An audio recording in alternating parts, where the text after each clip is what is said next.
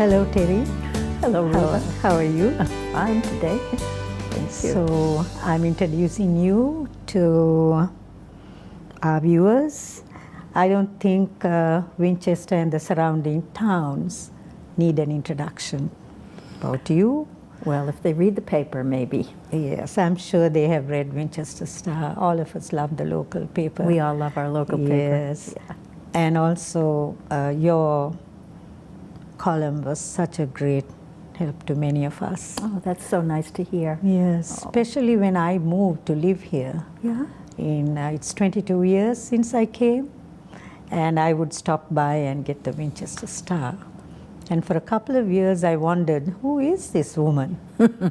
Talking about herself. No, I thought it was a great column. Oh, thank Yes. you. Well, I tried not to talk too much about myself, but to say what I saw. Yes, You know. that's the way it has Yeah. to be. Yeah. Yes.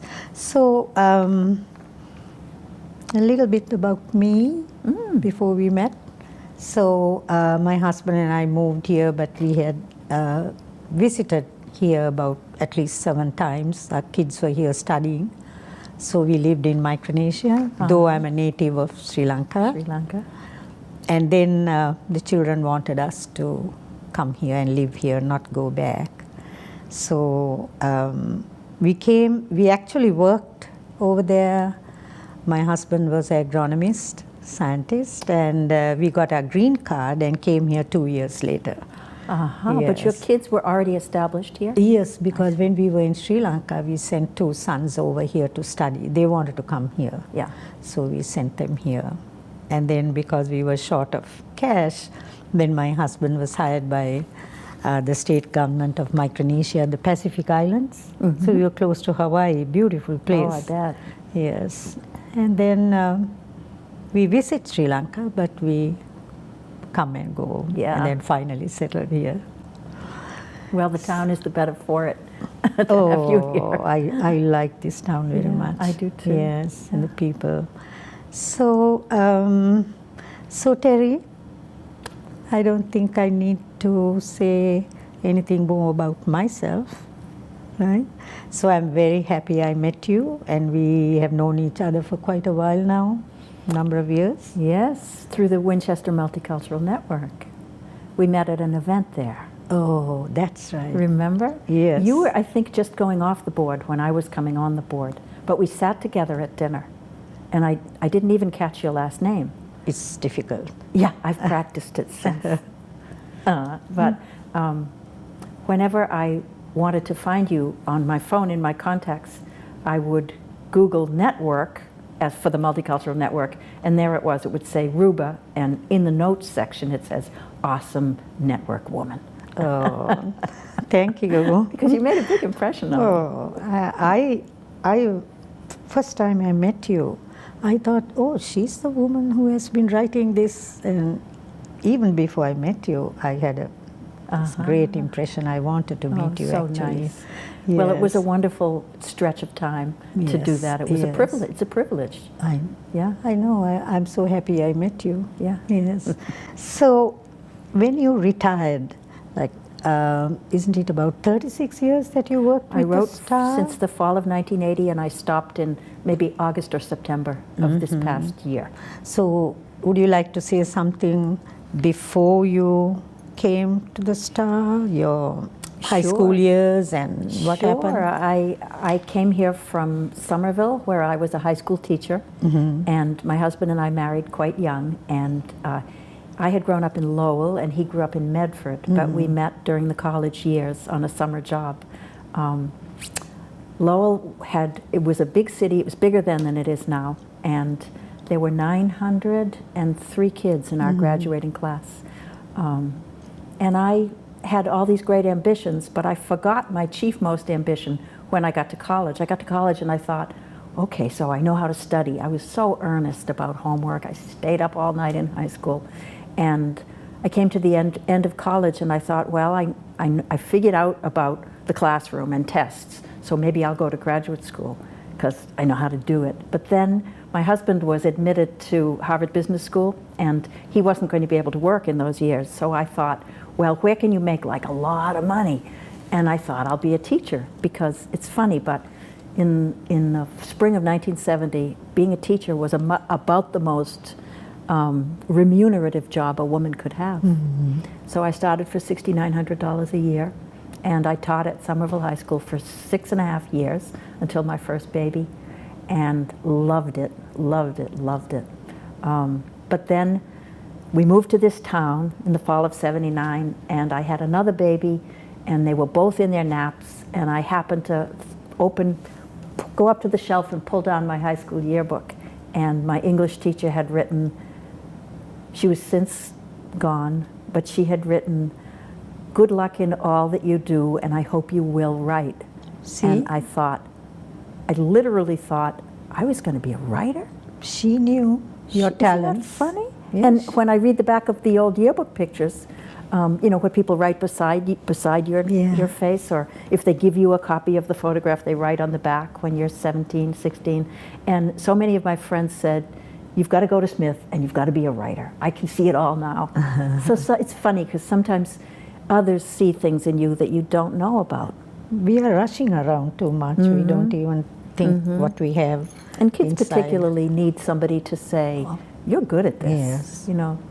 Yeah. So it's been a great ride. I also this is a chapter I try to forget about, because it just seemed like it's so fraught with tragedy. But they announced a contest in the fall of 1985 to send a journalist up on the shuttle, the space shuttle. This is NASA, and a collection of professional journalists, the National Society of, I can't remember exactly the name, Schools of Mass Communication. So they announced this nationwide initiative, and my 7th grade boyfriend saw it in the paper, and he'd since become a Secret Service agent, and he said, "Look at this, you could do this." Because I was already jealous about how the teacher was going to get to go up. So you applied? I did. You I did? applied, yeah. And I had only been working 5 years. That was in the field of writing, journalism, and that was the minimum that you could have been working.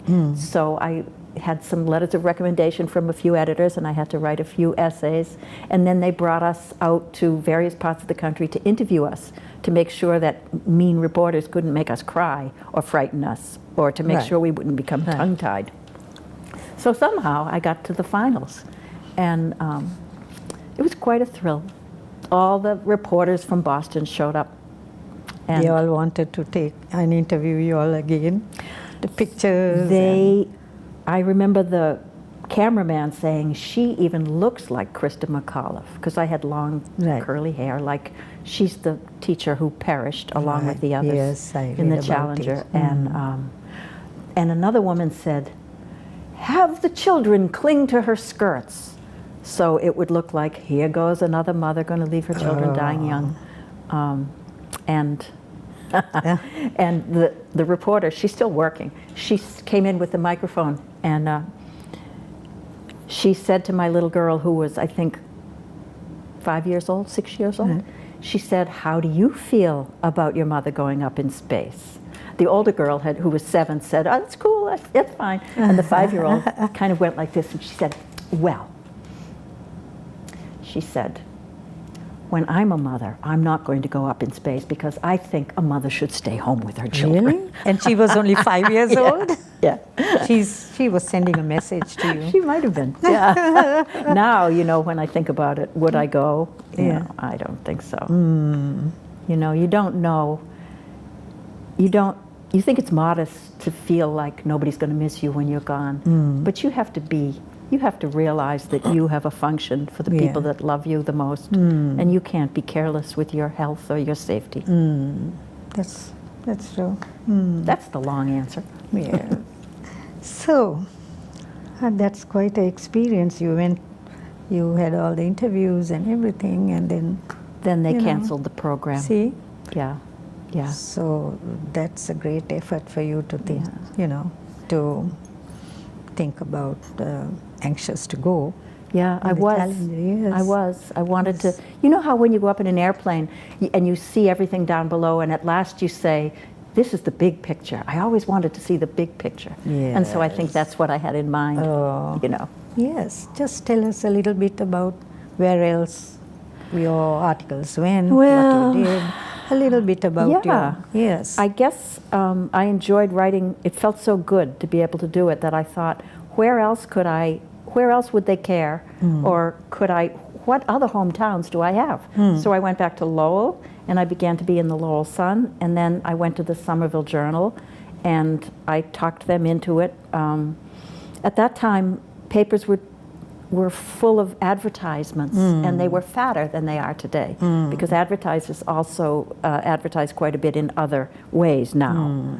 And it's the news hole, as they call it, is dependent upon the number of ads you sell. Yes. So anyway, and then I just thought I'll get in my car and drive as fast as I can and still be able to be home when the kids get out of school.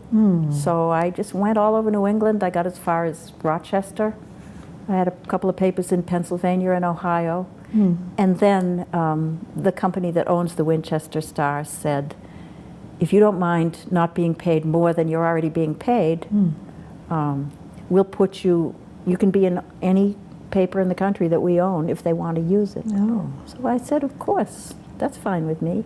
When the time came and you thought you should retire, and did you have a plan what you were going to do with your life? I didn't intend to retire. There was a budget problem, and the local paper, the Star, said, we don't have budget for these columns for the next 2 months. Right. So I have an independent relationship with some other newspapers around New England. see. And I thought, well, I'll still write for them. And then I thought, wait a minute. Maybe I could take a little break. So I wrote an email to all those editors and said, do you mind if I take a couple of months? Right. And I thought I was going to resume. But I'm sort of a slow learner. Right. As the tension eased, and I didn't have to write a new term paper every week, which is what doing a column is like, I thought, maybe this should be another plan for me now. So I was lucky because I have the work with the Multicultural Network, and also I've been volunteering with our local A Better Chance program for many years. And it's a program that brings very talented kids of color from their own communities to go to various excellent public and private high schools around the country.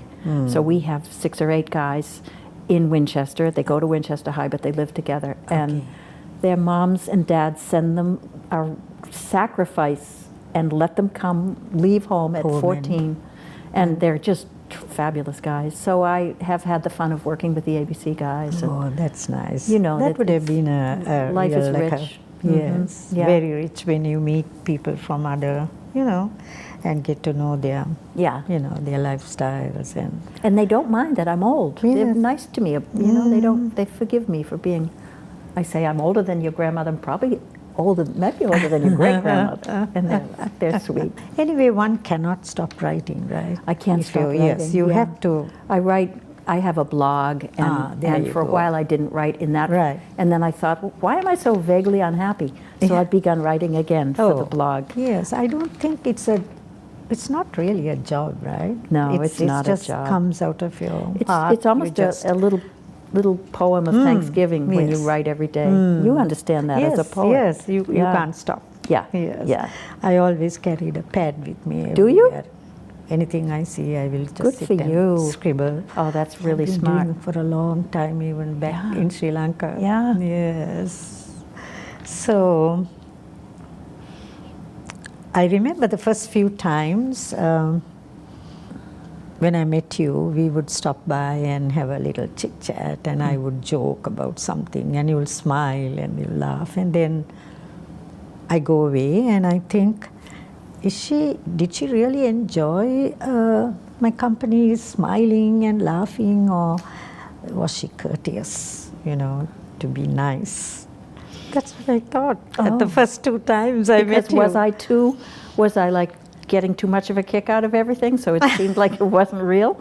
No, I think you were sometimes serious. Maybe you were thinking. I think all writers are like that. All of a sudden they are thinking. I just enjoyed every interaction with you, and your story is so fascinating. And I tend to think I think too much is funny.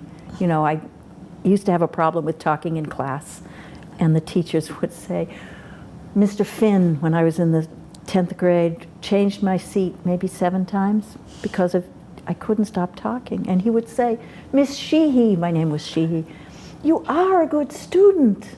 Like as if to say, and so maybe I shouldn't kill you, but but I don't know. I wouldn't have liked that very much when I was a teacher, but it's just a kind of bubbling up that you feel. I think a lot of us were like that when we were in school. I was the same, always joking and laughing, and maybe that's a lighter side to our life. That you have to have something. Do you enjoy your time when you're well rested in the nights and you get up in the morning and you just lie down and look through the window? And do you enjoy the nature out there, like look at the trees or the birds, anything outside? I feel so lucky that I have a nice window not far from my bed. Not everybody has that. I knew a few young people that were incarcerated from the years, I knew them from my years teaching in Somerville, and it's a tough thing not to be able to see the sky. But I have to say that the view out my window, there are all these trees right across the street, and there's a pond beyond the trees, and you can tell if it's the first week in April or the last week in March just by these tiny little changes. And when changing seasons. Just there's something happening to the branches right now, and you can see that they're all ready as soon as that sun comes out. And also it says, like, I noticed that here after I came to live here, because it's the 4 seasons, and when spring comes, everything wakes up, like, not that winter has another beauty by itself, and then when spring comes, the trees are, the flowers are out, everything springs forward, right? It makes you think that we're all going to come back and come back and come back. All the seasons, the changing seasons. And even it leads you to believe that you will be reborn again, which is such a comforting thought. And your column, vacationing on your driveway. In my driveway. I'm sorry, in your driveway. Vacationing in my driveway. Yeah. Yes. So, how did you think of that title? And I didn't think of it as the name of a column until I decided to write a book of essays that collected reader favorite pieces together. And then I just thought, I would pull up after a busy day of work, and all the kids were inside, and many of the kids' friends, and you have to go in and start the supper, and you think, well, I'm just going to sit here for a second. And when things quiet down and the engine stops ticking and the car begins to cool, and maybe the night is even falling, you just suddenly begin to notice all this little stealthy life around you, whether it's a little bunny or I see the lady next door bent over her sink, peeling her potatoes, and the clouds, and I just think you just have this little moment of, it feels like you're on vacation. Just a little pause in the day's occupation before you go in. Yes. So it just came into my head, and I thought, that's a good name. That's a great title for and people your get column. It right away. Yes, it's a great title for your column. They get it right away. Yeah. Have you ever had an unfinished article late in the night that you have to submit the next day? Did you carry it to your bed and think, oh, I have to finish this? And then worry in the night. And worry, and then, go to bed? You don't. If you're, I sleep really deeply, I always did, and it's such a release that my brain kind of turns off after about 4 o'clock in the afternoon anyway. So I'm used to, my brain for all this business about having some clever phrase, it's a kind of showing off. Right. And you get tired of it. You get sick of yourself. It's like, who do you think you are, Just put the microphone down. And so by the end of the day, I was ready to just hang out with my husband. I'd been interacting with my kids for hours and hours. Yes. So I would let it go. And in the morning, sometimes you really see it with new eyes anyway. But because I'm a girl, I shouldn't generalize, but women tend to not leave things to the last minute. Women are quite diligent in my experience. Finish off everything. Yeah, on time. my mother used to want me to come up to Lowell to visit, And I would say, well, I have the column, I got to do the, and she would say, oh, just write anything.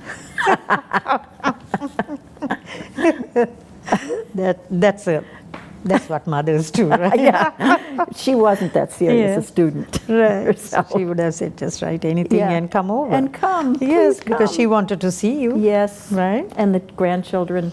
And I didn't understand then about the loneliness of isolation, of the loneliness of the elderly who are alone all day. Once the children leave, and then they're all by themselves, so it can be lonely. What I would do to have her back, I'll tell you, you know. Is your mind still active, wanting to write? And are you still continuing with a lot of writing? Well, not a lot of writing, just these little short pieces. I'm better at a short piece, but I have always wanted to write a book about my family, like your family. There have been many adventures and dramatic moments and heartbreaking moments. I've been telling my grandson about these things for his cultural history project at school, and he's 13. And the first time I sat down and told him the whole story, he got tears in his eyes. Really? I was so touched. And now he comes over and he takes pictures of we're a family of savers, you know. So there are these actual. My great-grandmother didn't speak English. She was from Ireland. She spoke a little English, but she read and wrote in Gaelic. And every night, according to what my grandfather tells me, she would smoke a pipe and drink a little whiskey out of a tiny glass every night. And we still have the glass. Really? Yeah, and she was born in 1800, so that's pretty cool. Yeah.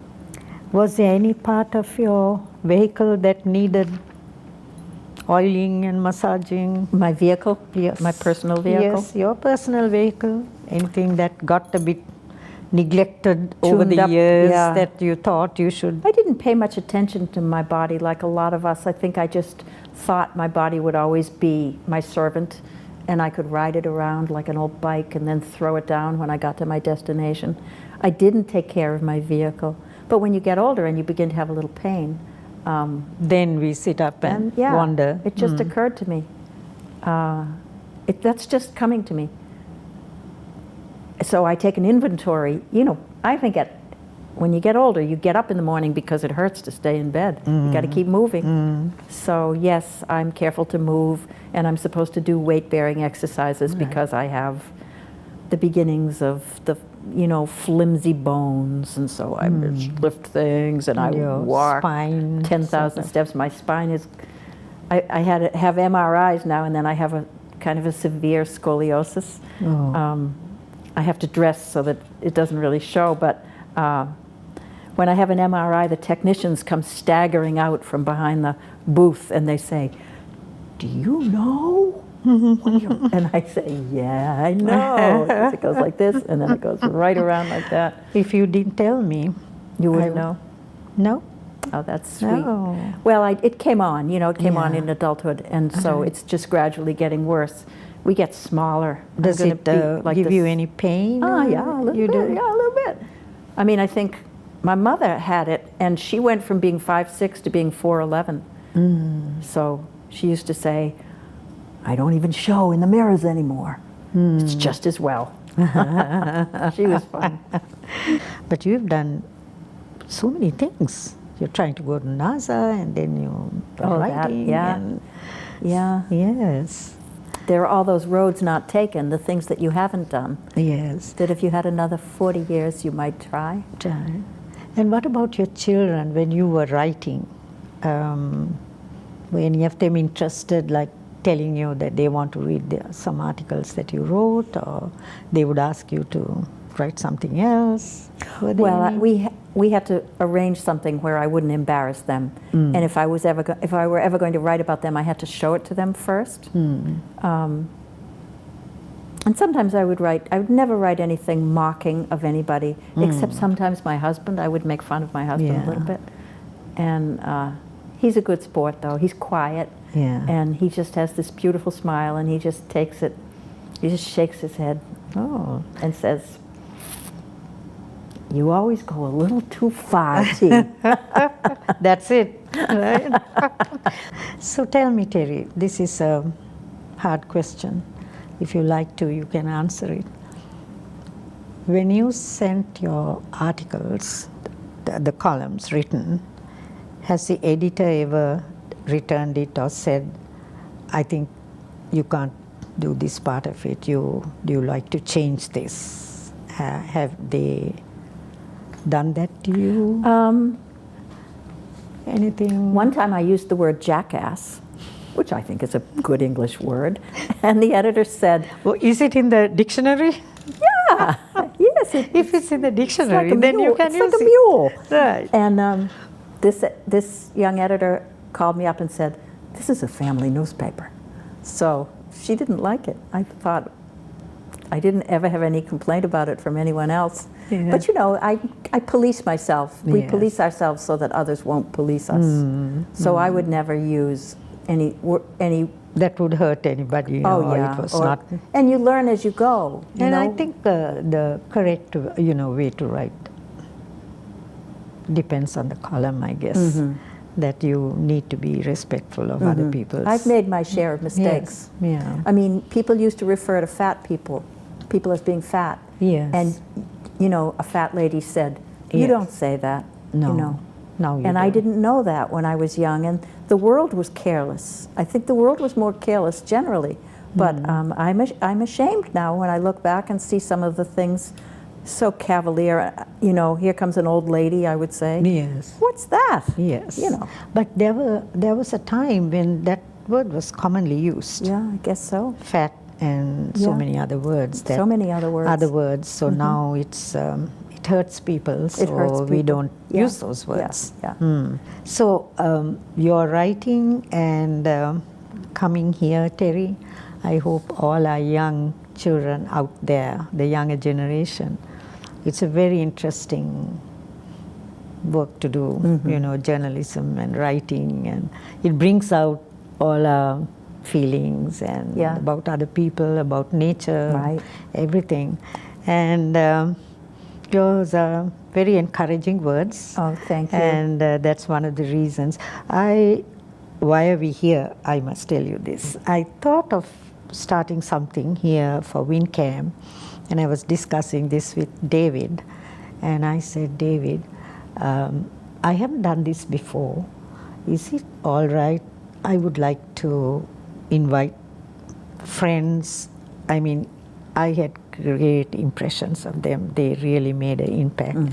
Do you think I can interview, like just ask questions and have them talk? And he said, that's a great idea. That's nice. So, yes, so it's like impressions of people, who really made a great impact in my life after I came to. I see. So actually, Terry, you are my first. Aha. Yes.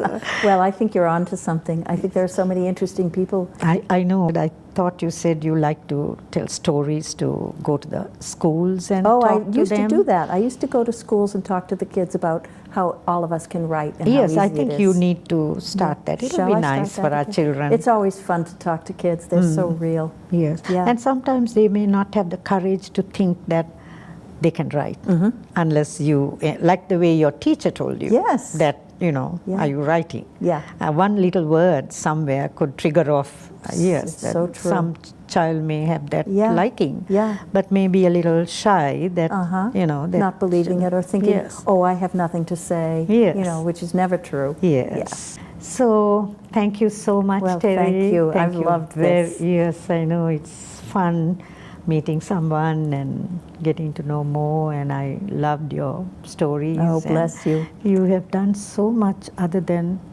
I think that comes, right? No, I don't know. I take no credit for No, anything. But why not? Because you did, your mother-in-law, and then you went to the chiropractor, and then you learned to do that, and that must have been very helpful too. it was, yeah. Yes. Nothing is wasted. Even when you make a mistake, it's bringing you closer to your true path. Yes. Sure. Thank you so much, Thank Terry. you. Thanks for Okay. coming.